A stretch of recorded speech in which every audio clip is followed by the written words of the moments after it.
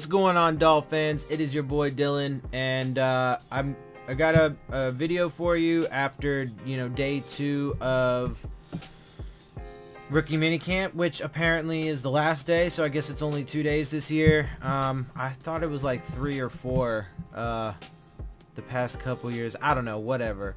Anyway, so it's only 2 days. Today's day 2. They wrapped up. I believe next week is veteran mini camp, where the veterans all come in and start mixing in with the rookies. So we have that, and then we're gonna have I believe it's like 2 months of time where there's not really gonna be a whole lot until OTAs starts. Anyway, so but there doesn't really seem to be a whole lot like coming out of rookie mini camp as far as like anything specific about like certain players. I'm really not seeing very much. But they did conduct more interviews. Brian Flores did have an interview today, so I have that for you. I also have the interviews with Malik Rosier, the quarterback from UM, that we picked up, that we brought in as a tryout. See Preston Williams, Mark Walton, and Kendrick Norton. 3 of those guys, Malik Rosier, Kendrick Norton, and Mark Walton, were all players at University of Miami. So we'll see how that goes. Good luck to them, and hopefully they can, if not stick here, then find a home somewhere in the NFL. But anyway, so that's really all I got. Like I said, there's not really a whole lot of news actually coming out about like any of these guys right now, so I don't really have a lot to talk about. But I'm gonna go ahead and get you off to these interviews so you guys can check it out and hear what they had to say for themselves, and the things that they were asked. So with that, I'm gonna go ahead and get out of here. If you like my videos, make sure you hit the subscribe button, make sure you hit the like button, make sure you hit the bell if you want to get the alerts. Leave your questions, comments, and concerns down in the comment section, and as always, follow me on Twitter at Dillon Tartaro. And with that, I am out. I'll see y'all soon. Fins up.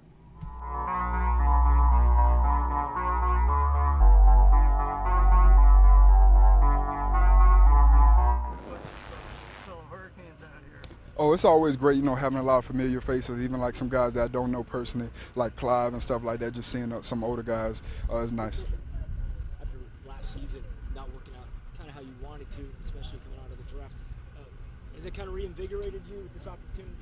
Right. I just been coming out, refocusing, trying to stay hungry, focus on the small stuff, and taking all the things that I learned last season and trying to apply them. Playing defensive tackles in this rookie camp. Right. How do you think you did as far as the job of separating yourself from that group? I think I did pretty well. I've been here 5 weeks, so I try to come out, lead the younger guys and help them out with learning things and kind of helping them get lined up if they couldn't. So I feel like I did pretty well. Initial impressions on Christian Wilkins? He's a good athlete. He plays with great pad level, and he has a lot of upside to him. What was I saw Coach Flores talking to you guys. What was his message to you guys at the end of this practice here today? Oh, he was just saying, we're going to keep focused on the things that we do. We want to keep focusing on conditioning and getting ready for next week. What did you learn about yourself last year with how your season went? I just learned I had a lot to learn. Came out and tried to soak up as much as I could from the older guys and be ready for when my time comes. Definitely, it's better prepared you, hasn't it? I mean, do you feel a little more professional in the situation? Yes, definitely. I feel like I have a lot of answers to different things that I see on the field. Just sitting behind, a lot of older guys and actually learning. Having a chance to learn, so it's been good. What do you expect from UM and Manny Diaz for 2019? Oh, I expect a lot from Manny Diaz coming in there taking over. So I think he's going to come in there and he's going to get them right. So it's I expect a lot from him. I think they're going to do well. You enjoyed playing under him? Yes. Yeah, that's my guy, Manny Diaz. He's a fiery coach. He expects nothing from the best of you, and then he won't accept anything less. So I love Manny. What kind of impression do you think you left with the coaching staff? Our coaching staff here? Yeah, this one here. I think I left a pretty good one, but always every time you come out on the field, like Coach Florence says, it's time rent is due every day. So you got to come out and apply the same effort and get better every day. How nerve-wracking is the situation coming out of this rookie camp, waiting for that phone call to see if you make it on, move on? You can't really just control what you can control. Come out here, leave it all out here, and then control what you can control, basically.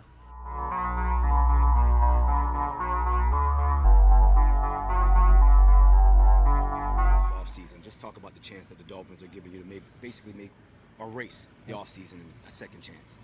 I'm just thankful to be here for the Miami Dolphins on open meet on the invite, open house, tryout. I'm just thankful for this opportunity. I'm trying to get a good pressure on the coaches, trying to leave it on the last mark on them. I can't really say too much about the other stuff off the field, but while I'm here, I know what I got to do while I'm here, so that's what I can talk about right now. What are some things that you learned from this offseason? Like I say, man, there's a lot of things that was happening in the offseason, man, but right now I can focus on what's at task right now. That's try for the Miami Dolphins, and that's what now I'm going to talk about. And the opportunity that you have here, I'm sure you're embracing every bit of it. The fact that getting a chance to play for the hometown team, University of Miami, and now the Miami Dolphins, and that opportunity is definitely here. The Dolphins gave it to you. I mean, this moment here, like I said, I came out here and tried to do what I can do best, learning the playbook, learning what they gave me to learn. Come out here trying to show showcase my ability on and off the field. Whatever I can do to help the younger guys, the rookies that's coming in the backfield, in the running back room. I try to talk to them, teach them some things that I know, and whatever I can do from that point. And I'm trying to do all I can do to show this team what I'm about. Mark, so you talked to Coach Flores real quick at the end. What's that conversation like, or how's it trying to get to know him? And Coach Flores, from the few days I've been here, I see he's a competitive guy. He want to win, and the way he embraces the players, and the way I can just look at it, the way he brought me in, and that showed first year head coach, he bringing me in through the rough offseason what I had, and it just shows a lot about him and his character. And we just had a brief talk. It wasn't nothing about football wise. It was just me and him had a little conversation.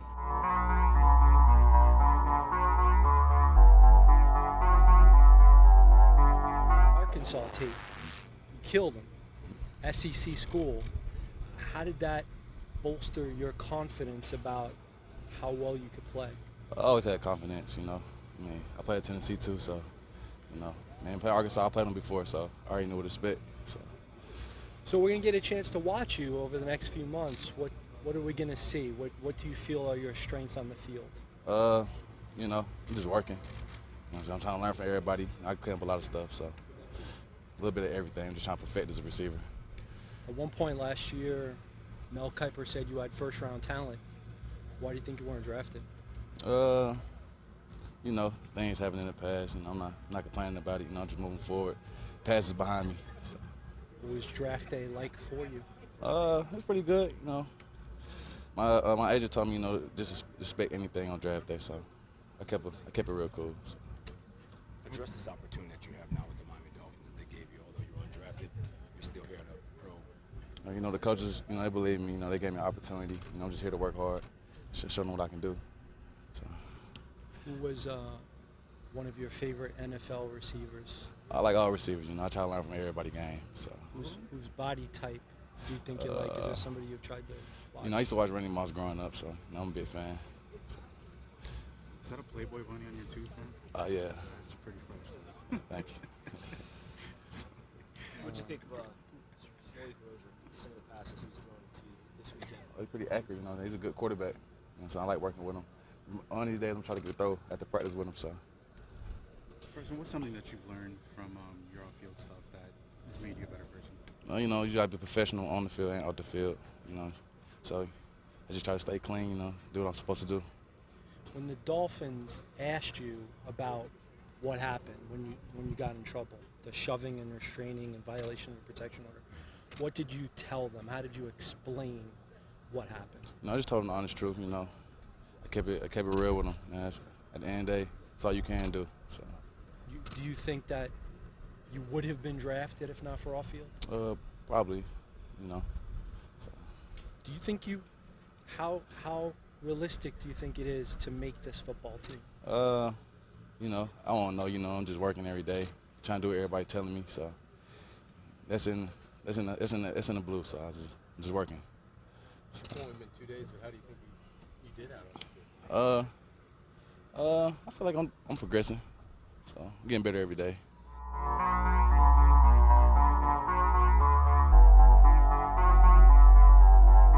I mean, for me, it's a lot of new information, totally different playbook.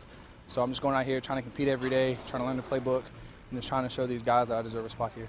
How helpful was it to be able to have a couple of former Canes around you that give you that support? I mean, it was definitely nice. Got Mark Walton back, Darrell Langham. We even had Kendrick Norton out here. So it was just nice to see some familiar faces. I try to meet as many guys as possible, get to know them, and just be personal with everybody here. after the way last year went for you, just finishing off your senior season, be able to get this opportunity with the Dolphins? Seemed like a kind of a godsend to be able to have this chance. I get on my knees every night and pray to God. I'm lucky for the whole coaching staff for just giving me this opportunity, and my responsibility is coming here and compete every day and just do my job. What did you like about these 2 days as far as strengths go? What did you feel like felt comfortable to you? For me, I just feel like just learning this playbook. A lot of these guys are fast. They can run. They're intelligent. So they ran good routes. I just put balls on them. So I'm just happy for this opportunity. How did this arrangement come about? So my agent, Jimmy Gould, actually got a call on Monday, and they said that we're going to take him to the league as a tryout here for the Miami Dolphins. So I was blessed with this opportunity. I'm trying to take advantage of it. Had you been working out, hoping that something like this? Yeah, I have. I'm working out with a quarterback coach. Been up at Pete Bomarino's training there, just hoping that we'll get a call for a tryout somewhere. And God blessed me with this tryout with the Dolphins.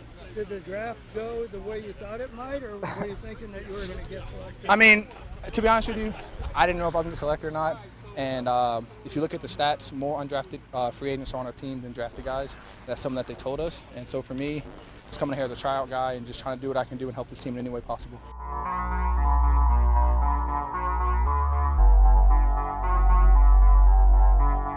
And just, that's kind of part of the process, is getting to know him and getting to see him both on and off the field. How many backs do you feel like you need to carry into training camp? That number's fluid. You need enough, obviously, to practice with, and then obviously to get through, the preseason games. So, there's not a specific number, but 5, 6 backs, somewhere in there is probably a good number. How would you describe your personal opinion, philosophy on giving people more chances?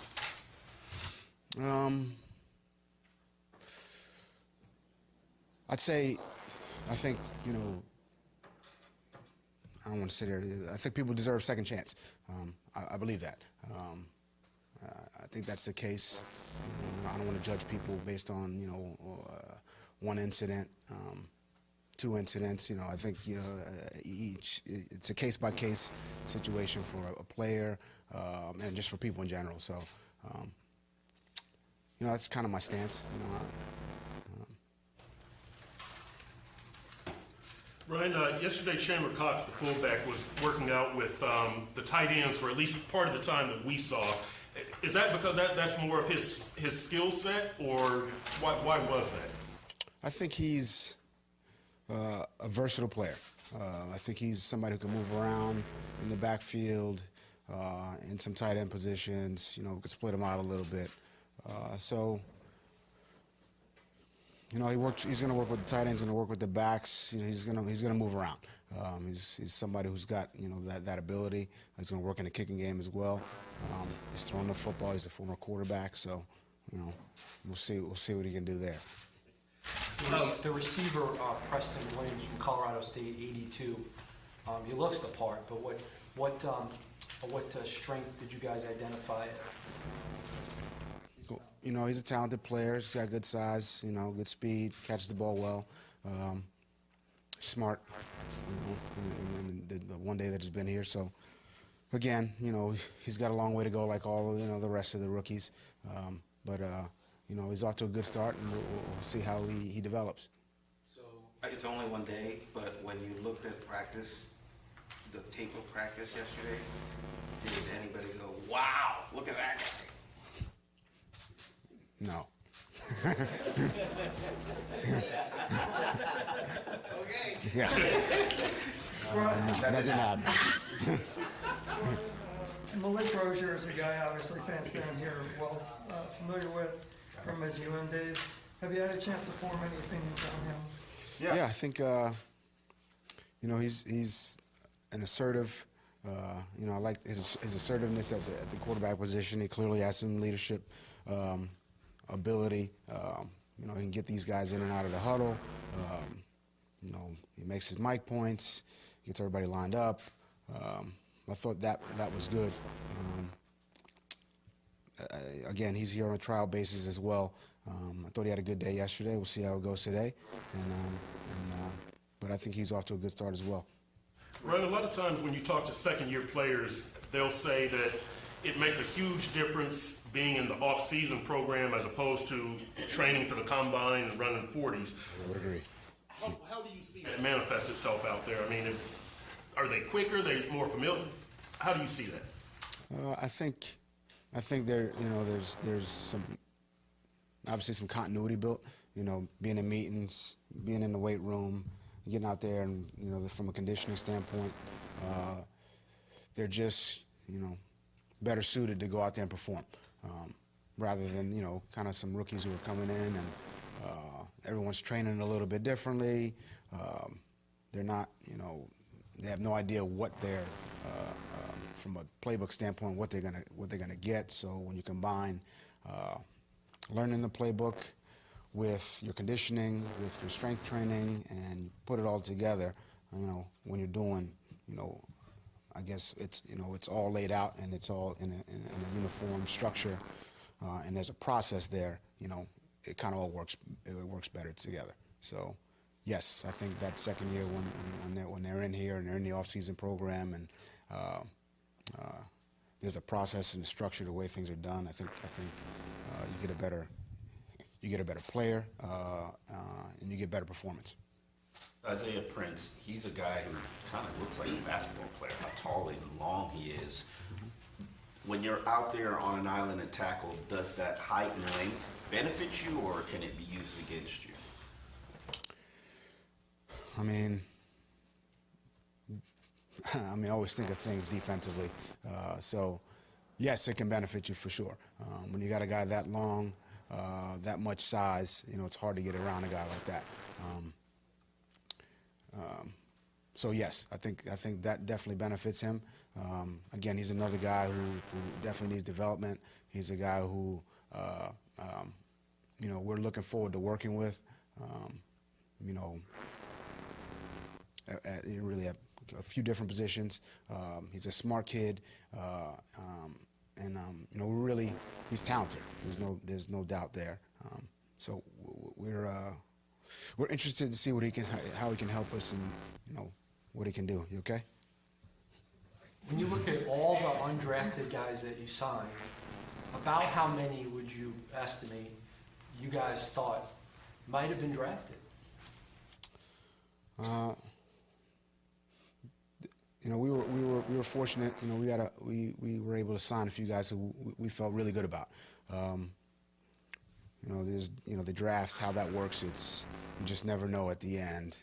What teams are really looking for. So, couple there that we felt like had potential to get drafted late. We were fortunate enough there to at the end. When they did go undrafted, we signed a couple of those guys, and we feel good about this undrafted class, this rookie free agent class, as well as our the guys we drafted as well. But once they get here, whether you're drafted, undrafted, AAF, it doesn't really matter.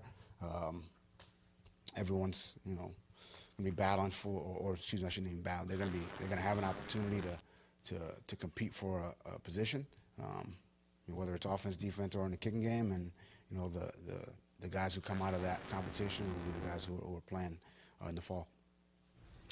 Brian, you have 5 defensive tackles in this rookie camp right now. Obviously, with Christian, do you feel like there was a hole to be filled there at that position, outside of just bringing Christian and drafting him, that you have that many? And Kendrick Norton's a former Miami Hurricane. What do you like about his? I think you asked if there's a hole there. I just, and I talked about it yesterday. I'm trying to create competition, really at all positions. So, to me, there's a hole everywhere, and I think we need to try to get the best players at each position. So we'll just try to bring in as many guys as we can. I mean, there's a limit, obviously, to 90 that we can sign, and that's the case there. As far as Kendrick, we like what he's brought to the table so far. He's got size, he's got good power, he's smart, and he's got some versatility also. So we like what we've seen from him. Do you differentiate nose tackles from defensive tackles, or is it just all lumped in? There's a little bit of distinction, I would say. It's based on, you know, the player's skill set. Nose tackle, D tackle, penetrator, big end, defensive end. You know what I mean? There's a few different distinctions, but it's up to the player. You know, we may feel one way. Hey, he can only do this. He goes out there and shows us something different, and he can do a couple things. And kind of. I can keep going. I mean, if you want to keep going, we can go to 15 if you really want to. But you know. Yeah. Well, you know, I'm not going to give you all my, you know, everything in my bag, okay? I'm never going to give you that. So you can just trust me on that. I'll give you a little bit, you know, and you can kind of, yeah, you got 5. Do we have a rover? I mean, a rover. I mean, that's a rover. That's a word. You know, that's a few different things. So it's a. Ryan, I got an offensive line question for you. Sure. When you say you want to play the best 5 guys on the offensive line, I think you've said you're a best 5 guy.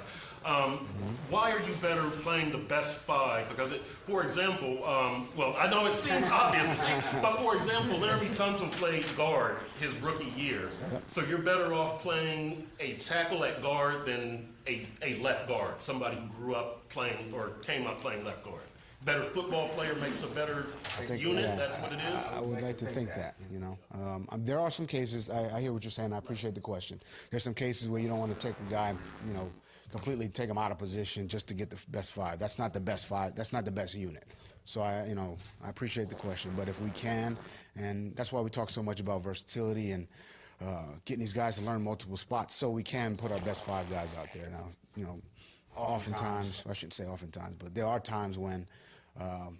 You know, a guy's he can only play right tackle, and that's it. Or you try to move him somewhere else, you know, he can't get into a left-handed stance. That happens.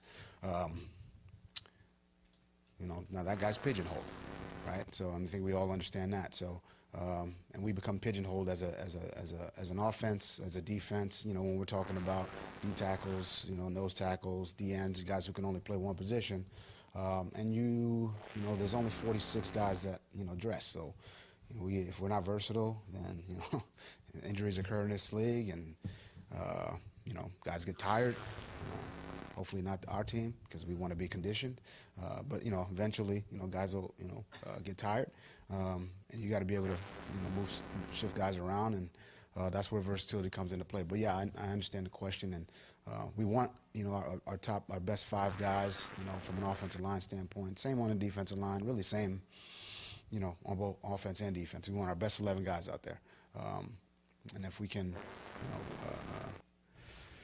if we're locked into, hey, you can only do this, and if that works, then it works. If it doesn't, and we can get the best 5 guys out there, we'll try to do that. Fan of that, because I was getting that look of that's a ridiculous question, so I appreciate you working away. I know. I could have went there, but I'm not going to do that to you. Too early for it. This. He slouches. Just kidding. Just kidding. All right, thanks, guys. All right, thank you. Alright guys, so you've reached the end of my video, you've reached the end of the interviews, and I hope you guys enjoy my video. If you do, make sure you hit the subscribe button, make sure you hit the like button, make sure you hit the bell if you want to get the alerts. Leave your questions, comments, and concerns down in the comment section, and as always, make sure you follow me on Twitter @Dillon Tartaro. And with that, I am out. I'll see y'all soon. Fins up.